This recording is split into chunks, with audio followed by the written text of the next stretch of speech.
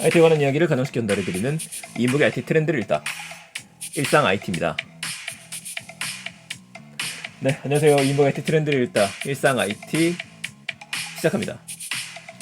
자, 오늘 여러분들한테는 제가 어떤 책을 좀 추천드릴까 고민했었는데 오늘 방송 전에 소개해드리는 첫 번째 책은 이 책 소개해드리려고 합니다.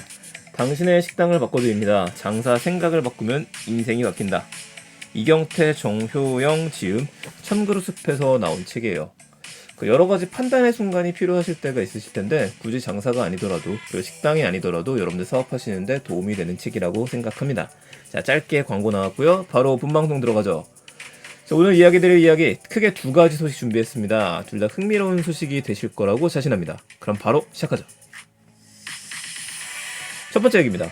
밥 아이거가 디즈니 CEO로 복귀를 합니다. 2023년 왠지 22년부터 글로벌 CEO들의 복귀 그리고 전쟁이 펼쳐질 것 같아요.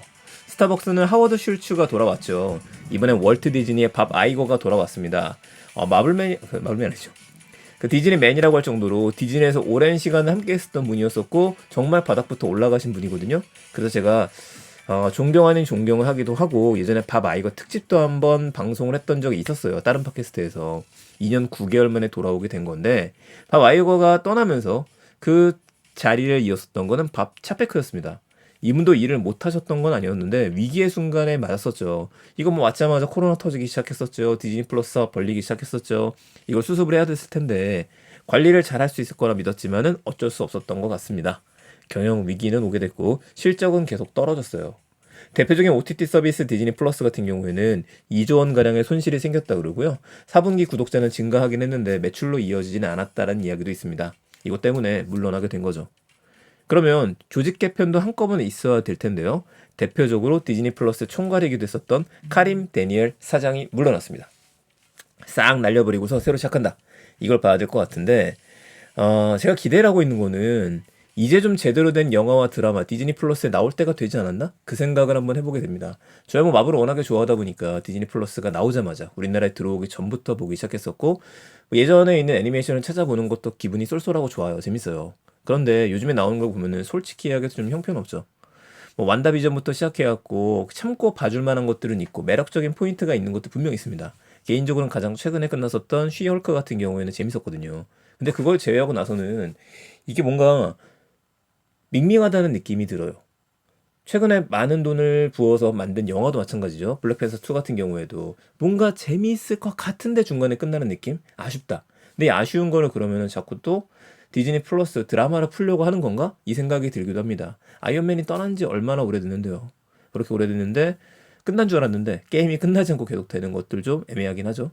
자, 어쨌든 간에 여기까지만 이야기를 하고 뭐 할 말은 많습니다. 우리가 지금 제다이를 볼 수 있었던 스타워즈 시리즈도 그렇고 여러 가지가 많은데 이 모든 엉망이었던 것들 결국에는 중심을 잡는 사람이 필요하고 매력적인 콘텐츠가 필요하다는 이야기가 돼요. 콘텐츠가 매력적이면 사람들이 가입해서 보게 됩니다. 최근에 국내 티빙도 그렇고 웨이브도 그렇고 마찬가지거든요. 어떻게든 오리지널리티가 있다라면 사람들 끌어올릴 수 있는 걸 만들 수 있는 건 디즈니밖에 힘이 없잖아요. 이걸 제대로 보여줬으면 좋겠습니다. 밥 아이거가 이렇게 얘기했어요. 스토리텔링이 회사의 동력이다. 디즈니의 가장 강력한 힘은 스토리를 만들어내는 힘이고 이 스토리를 갖다가 구체화시키는 힘이죠. 구체화라고 하는 거는 애니메이션이 될 수도 있고 영화가 될 수도 있고 파크가 될 수도 있고 디즈니가 제일 잘하는 것 중에 하나 굿즈를 판매하는 일이 될 수도 있겠죠. 이런 얘기도 했습니다. 앞으로 두 번째 100년을 여는데 아주 중요한 변화의 순간이 되겠다. 선언을 했으니까 디즈니 더 많이 성공하기를 기다려봅니다. 그래서 그런지 주가도 소폭 상승했습니다. 디즈니 유저로서 기분이 좋네요. 두 번째 얘기해보죠. 이 얘기를 좀 길게 할 것 같아서 좀 준비를 했는데 한번 해보겠습니다. 오랜만에 새로운 메신저가 등장했어요. 여러분들의 스마트폰이나 제 스마트폰이나 어쩔 수 없이 우리는 카카오톡을 많이 쓸 수밖에 없습니다. 불만이 많기는 하지만 그래도 꾹 누르고 쓰잖아요. 모두가 다 카카오톡을 쓰고 있으니까.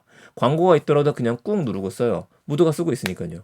그런데 새로운 메신저 나왔다고 해도 우리가 잘 쓰지는 않죠. 근데 이건 조금 다를 것 같습니다. 바로 블록체인 기반의 메신저가 나왔기 때문입니다. 이름도 블록챗이라는 이름을 갖고 있어요. 누가 만들었냐면 우리 이제 백신 접종하고 나면은 꼭 설치해서 한번 눌러야 되는 서비스 패스가 있죠. 큐브. 이거를 만든 블록체인 랩스에서 만들었습니다. 블록체인이라는 이름답게 블록이라는 이름이 들어있으니까 탈중앙화 서비스예요. 노 서버 온리 블록체인이라고 되어져 있죠. 서버가 없는 블록체인입니다. 블록체인 메신저입니다. 블록체인 기반이니까요. 탈중앙화를 했다. 무슨 말이냐? 저희들이 카카오톡으로 대화를 나누게 되면은 이 대화는 수집되어서 저장이 돼서 분산이 되죠. 그러니까 카카오톡을 한쪽에서 메시지를 지워버리다고 하더라도 이걸 복구할 수 있는 방법들이 있기도 되고, 이러면 이거 침해 아니냐라는 이야기가 나오죠. 뭐 여러 가지 이슈가 터질 때마다 카카오톡 자료를 내라 안 내라 말도 많았었고, 예전에는 카카오톡이 정부에서 요청하게 되면은 준다는 얘기가 나와갖고 사람들 탈퇴했었잖아요. 근데 슬그머니 지금 다시 다 돌아왔고, 카카오톡은 그거에 대해서 명확하게 입장을 내놓진 않았어요. 정부의 방침에 그냥 따르고 있는 거거든요. 근데 요즘에 여러 가지 또 일이 터지다 보니까 불안하신 분들이 많지 않았나? 시기는 잘 맞은 것 같습니다. 그래서 이 서비스 궁금해서 어떻게 쓰는 건가 제가 좀 봐보니까요. 사용하시기 위해서는 일단 여러분들이 앱을 다운받아야 돼요. 블록체인 소개되어 있죠. 개인정보가 필요 없는 블록체인 아이디를 사용합니다. 우리 DID라고도 이야기를 하는데, 기존 서버 기반 로그인 방식과 달리 기기에서 생성되는 블록체인 아이디를 사용했다고 되어 있죠. 개인정보는 필요하지 않는다고 되어져 있고, 원하지 않는 사람과 연결을 막아줍니다. 그러니까 이거를 실행을 하시게 되면요. 일단 이게 제가 좀 더 보여드릴게요. 좀 내려올게요. 메시지를 악의적으로 이용할 수 없다라고 되어 있죠. 제3자 누구도 대화를 볼 수가 없다. 상대방의 메시지를 포함한 모든 걸 수정할 수 있다라고 써 있습니다.